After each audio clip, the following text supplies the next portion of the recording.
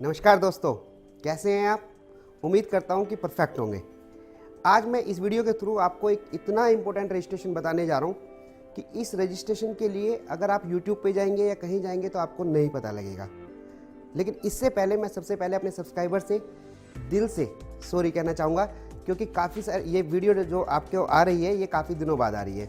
मेरे पास काफ़ी क्वेश्चंस आए, काफ़ी रिक्वेस्ट आए कि सर अपनी वीडियो डालिए, लेकिन मैं कुछ कारण की वजह से बहुत ज़्यादा बिजी शेड्यूल था, डिफरेंट स्टेट में मेरी सेमिनार चल रही थी, उसकी वजह से टाइम नहीं निकाल पाया। जब काफ़ी रिक्वेस्ट आई हैं तो मैंने सोचा नहीं, अपने सब्सक्राइबर को नाराज़ नहीं करना, क्योंकि सब्सक्राइबर से ही मैं हूँ, आप लोगों से ही मैं हूँ। तभी मैंने डिसाइड किया कि नहीं, आज कुछ भी हो जाए कि मुझे ये वीडियो शूट करके आपके लिए भेजनी है। तो दोस्तों, आज इस वीडियो के थ्रू मैं आपको एक इतना परफेक्ट रजिस्ट्रेशन के बारे में बताने जा रहा हूँ जो बहुत इंपॉर्टेंट है, बहुत वैल्यूएबल है और सेंट्रल गवर्नमेंट का रजिस्ट्रेशन है। और इस रजिस्ट्रेशन का नाम है registration under national trust act. शायद आपने इससे पहले कभी ना सुना हो और ना ही इसकी इन्फॉर्मेशन आपको मिलेगी, फिर भी मैं इसका जो प्रोसीजर है और इसका जो यूज़ है वो मैं आपसे शेयर करना चाहूँगा, जिससे आप इसका बेनिफिट उठा सकें। फ्रेंड्स, 1999 में गवर्नमेंट ऑफ इंडिया ने एक ट्रस्ट का फॉर्मेशन किया, जिसका ऑब्जेक्टिव था कि जो हमारे जो डिसेबल बच्चे हैं पार्टली या फुल्ली, उनके बेनिफिट के लिए काम किया जा सके। और एक काफ़ी बड़ा अमाउंट लेके 100 करोड़ का ये ट्रस्ट क्रिएट करी। इसका जो मेन पर्पस था वो था गवर्नमेंट ऑफ इंडिया का उन लोगों को बेनिफिट देना, उन एनजीओ को बेनिफिट देना, उनकी हेल्प करना जो एनजीओ बच्चों के डिसेबल जो बच्चे होते हैं उनके लिए वर्किंग कर रही हैं।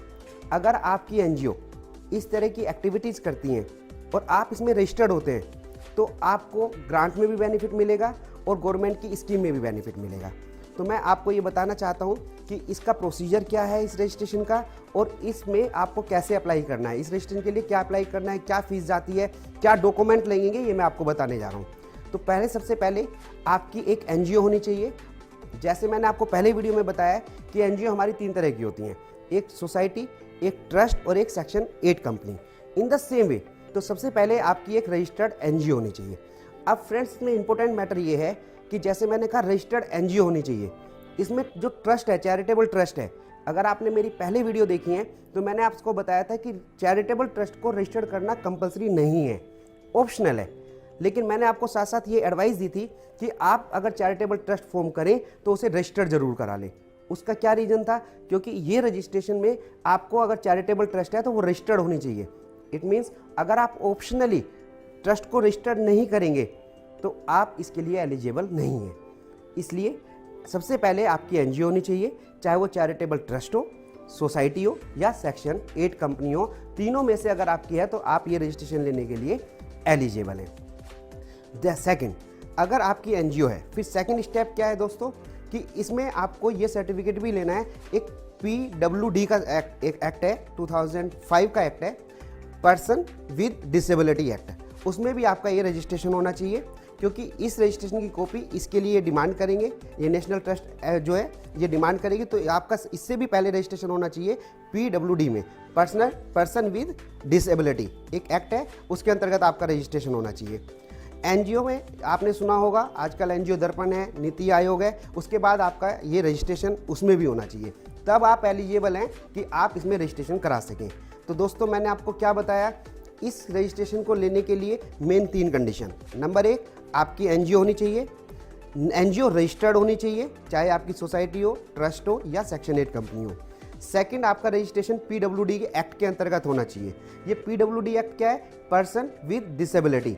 इस एक्ट में लिखा हुआ है कि कब डिसेबिलिटी माना जाएगा, कब गवर्नमेंट उसे बेनिफिट देगी। इस एक्ट में कुछ ऐसे प्रोविजन है, तो आपकी जो एसोसिएशन है या एनजीओ है इस एक्ट में पहले रजिस्टर्ड होनी चाहिए। और थर्ड, रजिस्ट्रेशन आपके नीति आयोग का होना चाहिए। एनजीओ पोर्टल पे जो आपका है आजकल एनजीओ दर्पण, उसमें रजिस्टर्ड होना चाहिए। अगर आपके ये 3 रजिस्ट्रेशन है तो आप नेशनल ट्रस्ट जो है मैं आप बता रहा हूँ उसमें आप रजिस्टर्ड करा सकते हैं।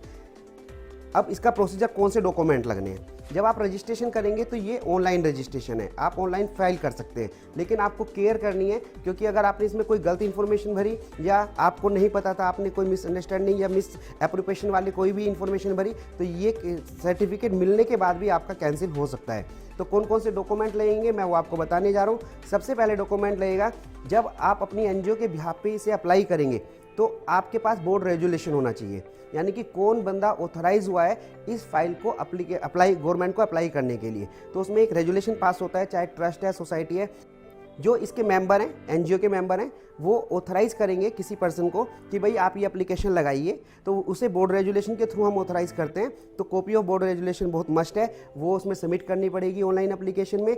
सेकंड, एक फॉर्म ई होता है, इसी का ही रजिस्ट्रेशन कराने के लिए जो मेन फॉर्म है वो फॉर्म ई है। इस फॉर्म ई को फिल करेंगे, उसमें काफ़ी सारी इन्फॉर्मेशन होगी, मैं आपको दिखाऊंगा वो फॉर्म ई कौन सा होता है, उसका स्पेसिमेन कॉपी मैं आपको दूंगा, तो वो आप देख सकते हैं। तो फॉर्म ई आप फिल करेंगे, उसके सारे पेज प्रॉपर स्टैम्प्ड और साइन होने चाहिए।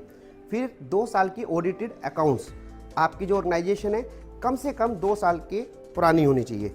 अब इसमें इंपॉर्टेंट मैटर फ्रेंड्स ये है कि जब भी आप कोई गवर्नमेंट का रजिस्ट्रेशन लेते हैं या कोई ग्रांट के लिए अप्लाई करते हैं तो मिनिमम 3 साल के ऑडिटेड अकाउंट्स मांगते हैं, लेकिन इस रजिस्ट्रेशन के लिए आपको केवल 2 साल के ऑडिटेड अकाउंट्स ही लगाने हैं।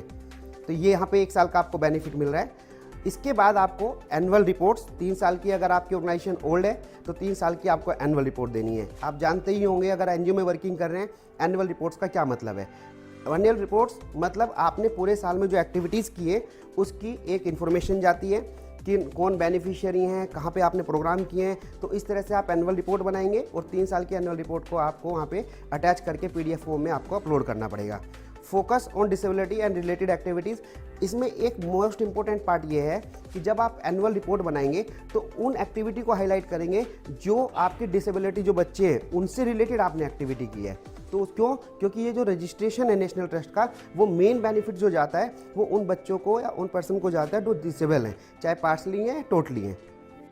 इसके बाद आप अपनी जो सोसाइटी है, ट्रस्ट है, एनजीओ के सर्टिफिकेट लगाएंगे, बाईलॉज लगाएंगे, रजिस्ट्रेशन सर्टिफिकेट लगाएंगे, अगर ट्रस्ट है तो ट्रस्ट डीड लगाएंगे, ये दिखाने के लिए कि आपकी एनजीओ जो है वो रजिस्टर्ड है। और जैसे मैंने आपको बताया इसके साथ किसका सर्टिफिकेट लगेगा, PWD एक्ट 1995 का पर्सन विद डिसेबिलिटी एक्ट है, उसका एक रजिस्ट्रेशन आपको कराना पड़ेगा, उसकी कॉपी उसमें लगेगी। प्रूफ ऑफ जो एनजीओ दर्पण पे आपने रजिस्टर्ड कराया उसका रजिस्ट्रेशन सर्टिफिकेट लगेगा, उसका प्रूफ लगेगा कि आप एनजीओ दर्पण पे भी रजिस्टर्ड हैं। उसके बाद जब ये सारी इन्फॉर्मेशन आप फिल कर देंगे तो इसमें आपको फीस देनी पड़ेगी, गवर्नमेंट की कुछ फीस है, वो मैं फीस आपको बता रहा हूँ कितनी है। अगर आप अर्बन एरिया में तो आपको 2000 रुपीज़ पे करनी है, अगर आप रूरल एरिया से हैं तो आपको 1000 फीस पे करनी है। और इसके बाद सबमिट करने के बाद अगर आपको कोई प्रॉब्लम आती है या कोई डॉक्यूमेंट आपका कम है तो वहाँ से ऑब्जेक्शन सर्टिफिकेट आ सकता है, क्वेरी आ सकती है, तो आपको वो क्वेरी को शॉर्ट आउट करना है। उसके बाद ये रजिस्ट्रेशन आपको मिल सकता है, ऑनलाइन सबमिशन है। हाँ, इंपॉर्टेंट बात एक और, जब आप ऑनलाइन सबमिट कर देंगे तो 7 दिन के अंदर अंदर, जिस दिन आपने ये सबमिट किया है उसके 7 दिन के अंदर अंदर आपको ये हार्ड कॉपी इनके हेड ऑफिस में सबमिट करानी होगी। और जो आपने इन्फॉर्मेशन फिल करी है और जो हार्ड कॉपी की इन्फॉर्मेशन है वो दोनों मैच होनी चाहिए। ऐसा ना हो कि इन्फॉर्मेशन ऑनलाइन में आपने कुछ और भर रखी है और हार्ड कॉपी में कुछ और कर रखी है और वो डाटा मिसमैच होते ही साथ आपका ये रजिस्ट्रेशन रिजेक्ट हो जाएगा। After online submission friend, important matter ये है कि जब आप ऑनलाइन एप्लीकेशन सबमिट कर देंगे तो 7 दिन के 7 डेज़ के अंदर अंदर आपको इसकी हार्ड कॉपी सबमिट करनी है। अच्छा, इंपॉर्टेंट और क्या मैटर है जो मैंने प्रैक्टिकली नोट किया है, अगर आपने सॉफ्ट कॉपी सबमिट की और हार्ड कॉपी में कोई इन्फॉर्मेशन गलत है या डिफरेंस है तो आपका ये सर्टिफिकेट नहीं मिलेगा, अथॉरिटी आपको रिजेक्ट कर देगी। इसलिए आपको ये ध्यान रखना है कि जो आप सॉफ्ट कॉपी में इन्फॉर्मेशन दें उसी की ही कॉपी और डॉक्यूमेंट अटैच करके वहाँ पर सबमिट कराएँ। तो ये 7 दिन के अंदर आपको वहाँ पे सबमिट करनी है। तो ये आपको ध्यान है, इंपॉर्टेंट पार्ट है ये वाला चीज़ आपका। हाँ, एक और लास्ट में मोस्ट इंपॉर्टेंट पार्ट क्या है कि अगर आपका ये रजिस्ट्रेशन ग्रांट हो जाता है तो अब क्वेश्चन ये क्रिएट होता है, क्या ये लाइफ टाइम है या कोई फॉर द टाइम बिंग है। तो इंपॉर्टेंट नोट कीजिए, ये लाइफ टाइम नहीं है, for the time being force है, यानी कि कुछ पीरियड के लिए आपको मिलेगा। सपोज कीजिए कोई पीरियड है आपका 3 साल का या 5 साल का कोई पीरियड है तो आपको इसे रिन्यू कराना पड़ेगा। तो एक इंपॉर्टेंट पॉइंट फिर क्रिएट होता है कि हमें रिन्यूअल की एप्लीकेशन कब लगानी है। तो इस सर्टिफिकेट को अगर आपको रिन्यू कराना है तो जिस दिन ये एक्सपायर हो रहा है उससे 6 महीने पहले आपको रिन्यूअल की एप्लीकेशन लगानी है। तो दोस्तों, यह था एक important registration, national trust act का रजिस्ट्रेशन था। बहुत इंपॉर्टेंट रजिस्ट्रेशन है। अगर आपके एसोसिएशन या आपकी एनजीओ उन लोगों के लिए काम कर रही है जो पार्शली डिसेबल हैं या फुल्ली डिसेबल हैं, तो इस रजिस्ट्रेशन के बाद आप ग्रांट ले सकते हैं, काफ़ी आपको यूज़ हो सकता है और ये बहुत बेनिफिशियली रजिस्ट्रेशन है। नॉर्मली इस रजिस्ट्रेशन के बारे में आप नहीं देख पाएंगे, आप यूट्यूब पे सर्च कर सकते हैं। मुझे ऐसा लगता है कि ये रजिस्ट्रेशन की इन्फॉर्मेशन नहीं है अपने 15 साल के एक्सपीरियंस के बेस में। तो फ्रेंड्स, मुझे उम्मीद है कि ये वीडियो आपको काफ़ी यूज़फुल रहेगी, काफ़ी इंपॉर्टेंट रजिस्ट्रेशन के बारे में आपको पता लगा है। और दोस्तों, मैं आपसे प्रॉमिस करता हूँ कि जो मैंने गलती पहले करी, मैं टाइम नहीं निकाल पाया अपनी वीडियो के लिए, अब ऐसा नहीं होगा। मैं फिक्स टाइम पर आपको वीडियो दूंगा, नई नई इन्फॉर्मेशन दूंगा। आपसे रिक्वेस्ट है कि आप मेरे चैनल को सब्सक्राइब कीजिए और अपने कमेंट बॉक्स में अपने कमेंट डालिए, सो दैट मैं आपका आंसर दे सकूं, आपकी हेल्प कर सकूं। Thank you so much.